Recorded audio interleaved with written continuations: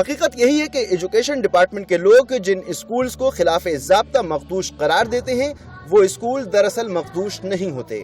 اس کا ثبوت Bolton market میں واقع شیلڈن اسکول کی یہ عمارت ہے جسے مخدوش قرار دے کر خالی کر دینے کا حکم نامہ ایجوکیشن ڈپارٹمنٹ کی جانب سے جاری کیا گیا تھا، مگر اس اسکول کا فرض شناس پرنسپل اس اسکول کے خاتمے کی راہ میں حائل ہو گیا اور اب یہ اسکول ایک اچھے پرائیویٹ اسکول کی طرح اچھا خاصا ٹھیک ٹھاک ہے۔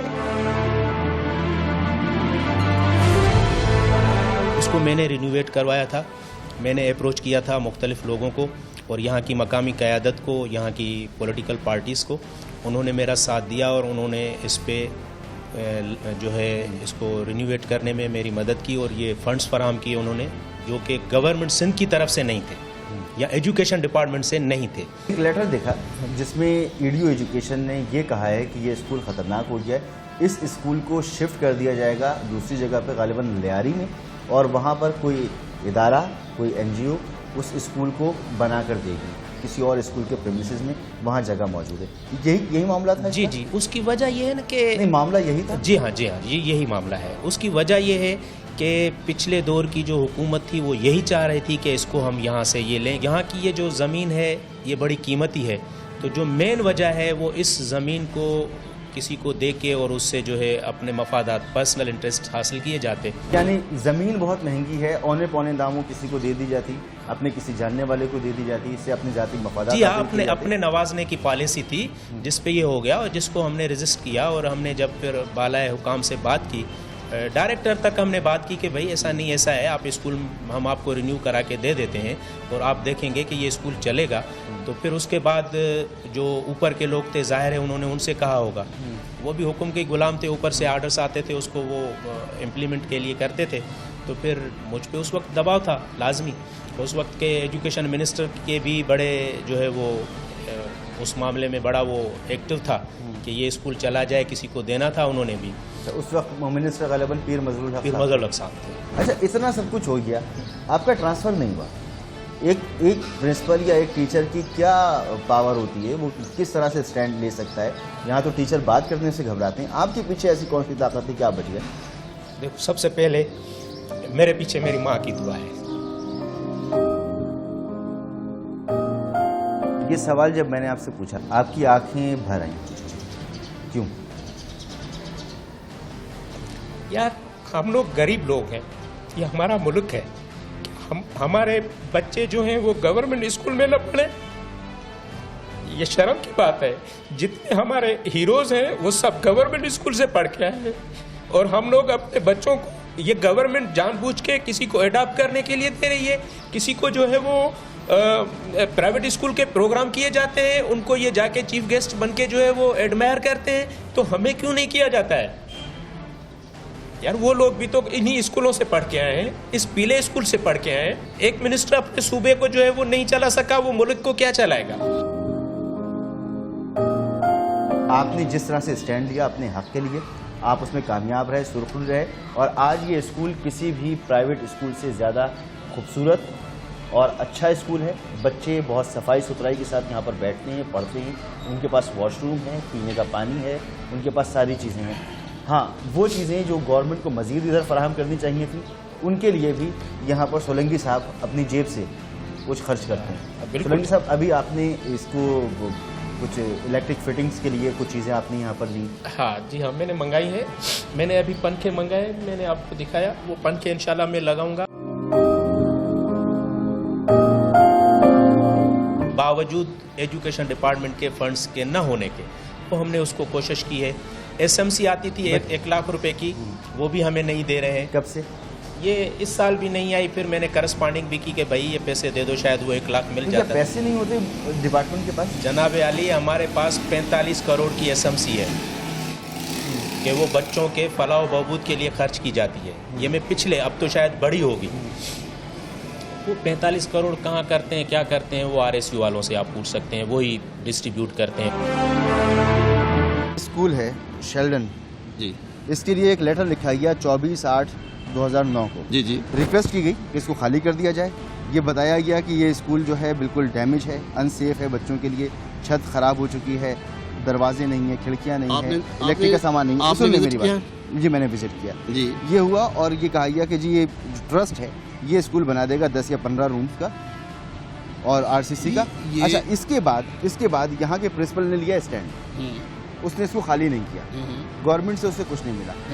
आज उसने उसी स्कूल को जिसे आपके डिपार्टमेंट ने मखदूश करार दे दिया था बेहतरीन तरीके से चला रहा है, मगर आपकी फाइलों में आज भी वो मखदूश है।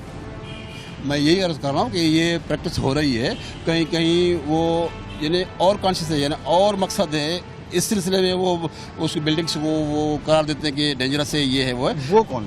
वो मुख्तलिफ, एक तो माफिया है और दूसरा कुछ ओनर्स ऐसे हैं कि वो भी चाहते हैं कि हम इसको अपने प्रोफेशनल तरीके पे दुकान वगैरह बनाएं, हम इसको बस स्कूल खाली करें।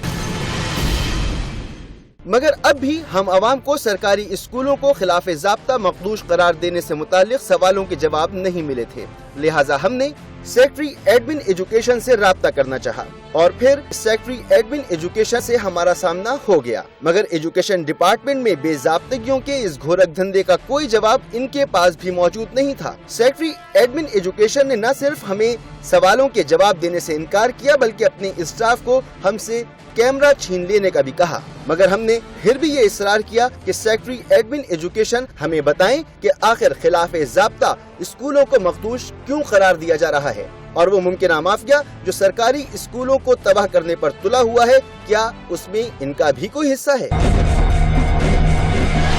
ऐसी कोई भी बात नहीं है। अभी साहब ने यही कहा कि मसूद साहब को आप मुझसे मुलाकात करवा दें।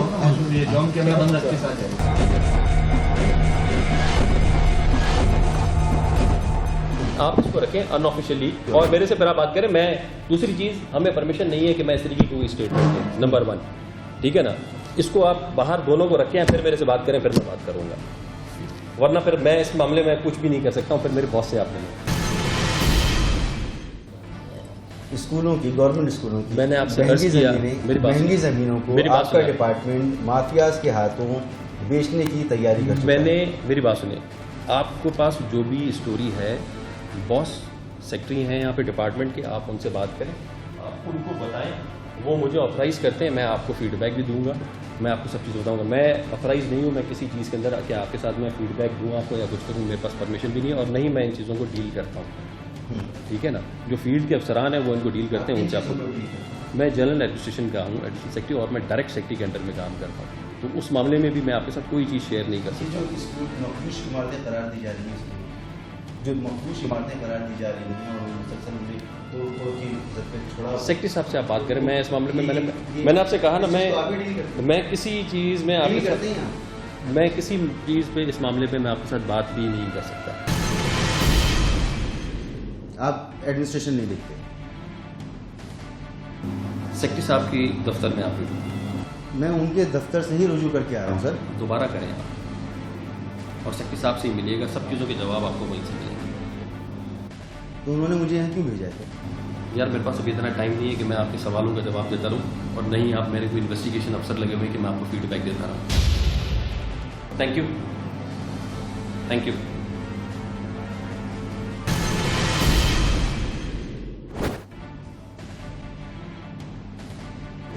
On road.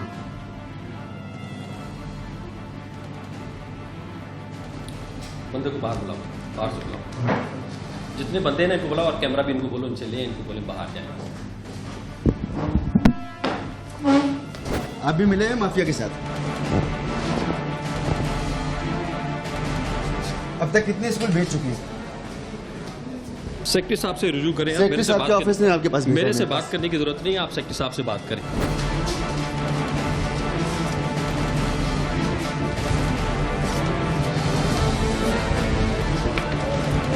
जी नाराज क्यों हो रही है?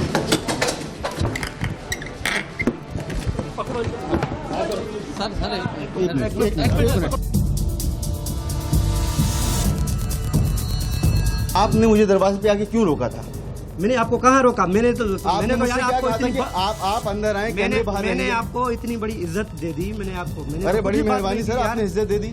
आप उधर मुझे बेवकूफ़ बना रही कि इस कमरे में चले जाओ, उस कमरे में चले जाओ, ये कर लो और वो कर लो।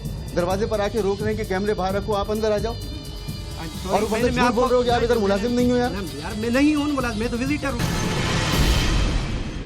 आप एक आउटसाइडर हो और सेक्रेटरी के कमरे में बैठते हो और वहां पर आने वाले लोगों को और आने वाले लोगों से डील करते हो। ऑफिसर से कमरे में बैठते हैं और वहां आने वाले लोगों को डील करते हैं। गौर से देखें इनको, ये एजुकेशन डिपार्टमेंट के मुलाजिम नहीं है बकौल इनके, मगर ये डील करते हैं एजुकेशन डिपार्टमेंट में आने वाले लोगों को। वही मामला है जो इससे पहले हमने एक और ऑफिस में देखा कि प्यारो वहां पर उन ऑफिसर को अलाउ नहीं थी, मगर उन्होंने प्यारो रखा हुआ है और उस प्यारो को कोई ऑफिस में नहीं जानता।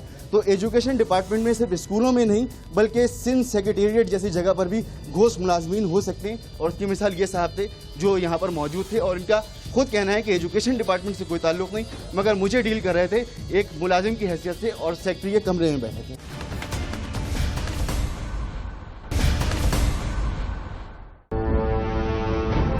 अल्लाह ताला ने इक़रा का सूरा कुरान पाक में नाजिल फरमाया और नबी करीम सल्लल्लाहु अलैहि वसल्लम पर वही की इब्तिदा इक़रा से की। नबी करीम सल्लल्लाहु अलैहि वसल्लम ने सुफ़ा की दरसगाह कायम की और जंगी कैदियों को सिर्फ इस शर्त पर आज़ाद किया कि वो मुसलमानों को लिखना पढ़ना सिखा दें। और मेरे कायद मोहम्मद अली जिन्ना ने अपनी ज़िंदगी की जमा पूंजी का एक बड़ा हिस्सा इस कौम की तालीमी इदारों को दे दिया, इस कौम की आने वाली नस्लों की तामीर और तरक्की के लिए। मगर हमने क्या किया? हमने अपने तालीमी निज़ाम को दीमक की तरह चाटना शुरू किया और फिर दरिंदों की तरह भंबोड़ना शुरू कर दिया।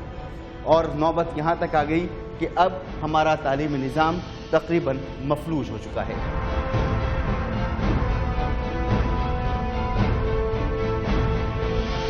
हम सिंध मदरसतुल इस्लाम की तारीख़ी इमारत में बैठे हैं। कायद आज़म ने यहाँ से तालीम हासिल की। जब वो यहाँ पर तशरीफ़ लाए उस वक्त उनकी क्या तालीम थी और उनकी जो बुनियादी तालीम थी अगर वो मजबूत ना होती तो क्या आज हमें ये आज़ाद मुल्क मिल सकता था? बहुत आपने अच्छा सवाल किया और उस हवाले से देखें कि कायद आज़म का तवील तरीन वक्त उनकी तालीमी ज़िंदगी का इस इमारत में गुजरा है। 4.5 साल का अरसा उन्होंने यहाँ तालीम हासिल की। और कमाल उस शख्स का ये है कि अपनी पूरी जायदाद का तीसरा हिस्सा अपनी आखिरी वसीयत में वो सिंध मदरसा के नाम कर गए। पाकिस्तान का हर स्कूल जिन्ना की तस्वीर अपने पास रखता है और जिन्ना ने जो एजुकेशन के हवाले से जो कुछ कहा है वो सिर्फ अपने उन इदारों के लिए नहीं कहा कि जहाँ पर वो खुद पढ़े हैं।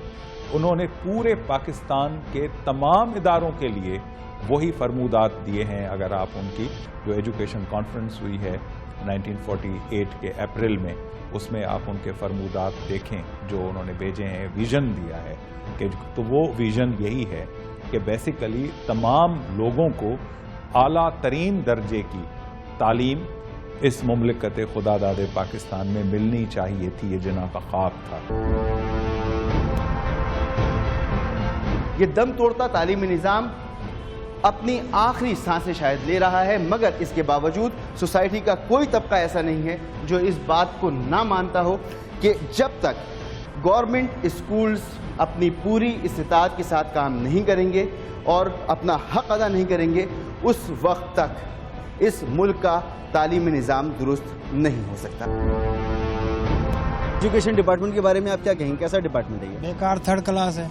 एजुकेशन पॉलिसी आपकी अभी क्या है और उसमें कुछ आप तब्दीली करेंगे? एजुकेशन पॉलिसी सेकेंडरी, प्राइमरी और सेकेंडरी एजुकेशन के लिए अगर पॉलिसी को, गवर्नमेंट की पॉलिसी को चंद लाइनों में आम आदमी को समझा जाए। एजुकेशन देना, क्वालिटी एजुकेशन देना, उस्तादों का हाजिरी लाजमन बनाना और असातिज़ा जहाँ अटेंडेंस दिखाएं वहाँ बच्चे और ज्यादा स्कूलों में आए।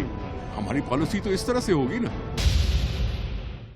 यही चीजें होती हैं। हम इसमें कामयाब हैं? यकीनन कोशिश करनी चाहिए। आप भी सोसाइटी के, मैं भी सोसाइटी का। कुछ कमियां तुम में, कुछ कमियां मुझ में।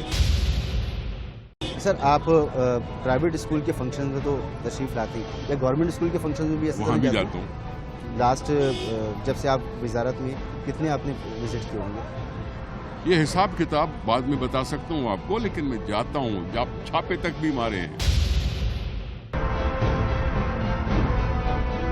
ये सरकारी स्कूल शहर के एक ऐसे इलाके में वाक़ है जो बहुत महंगा इलाका है, बहुत मसरूफ़ इलाका है और बिल्कुल मज़ार कायद की पिछली तरफ है।